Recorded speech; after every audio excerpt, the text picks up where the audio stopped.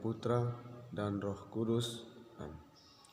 Allah Bapa yang Maha Baik, sekarang kami akan merenungkan sabda-Mu pada pagi hari ini.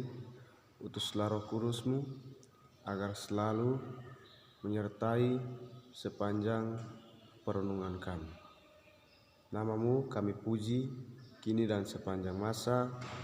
Amin. Allah Bapa yang Maha Baik, sekarang kami akan mendengarkan dan merenungkan sabda-Mu.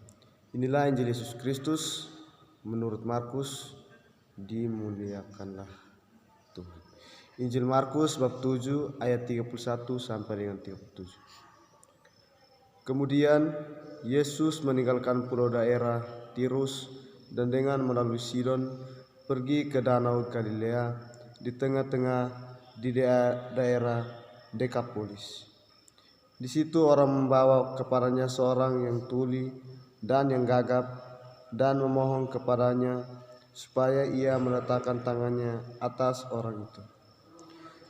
Dan sesudah Yesus memisahkan dia dari orang banyak sehingga mereka sendirian, ia memasukkan jarinya ke telinga orang itu, lalu ia meludah dan meraba lidah orang itu. Kemudian sambil menghadap ke langit, Yesus menarik nafas dan berkata kepadanya, "Ephata," artinya terbukalah. Maka terbukalah telinga orang itu, dan seketika itu terlepas pulalah pengikat lidahnya, lalu ia berkata-kata dengan baik.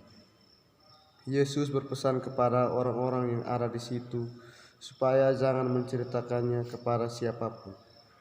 Tetapi makin dilarangnya mereka, makin luas mereka memberitakannya. Mereka takjub dan tercengang dan berkata, "Ia menjadikan segala-galanya, baik yang tuli dijadikannya mendengar, yang bisu dijadikannya berkata-kata."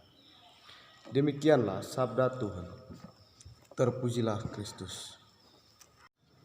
Renungan yang akan saya bawakan hari ini adalah Ia menjadikan segalanya baik.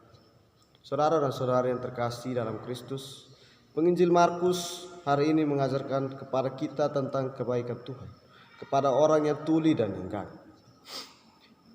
Setelah Yesus menyembuhkan orang yang tuli dan gagap, banyak orang menjadi takjub dan berkata, "Ia menjadikan segalanya baik." Saudara dan saudariku yang terkasih, seringkali kita menjauhkan diri dari Tuhan karena dosa yang kita buat. Kita takut bahwa kita tidak akan diampuni. Marilah kita mendekatkan diri kepada Tuhan, karena Tuhan itu baik, sebab Ia menjadikan segala-galanya baik. Yang tuli dijadikannya mendengar, dan yang bisu dijadikannya berkata-kata. Semoga amin. Bapa yang Maha Baik, terima kasih atas penyertaan-Mu sepanjang renungan tadi. Nama-Mu kami puji kini dan sepanjang masa. Amin. Dalam nama Bapa dan Putra dan Roh Kudus. Amin.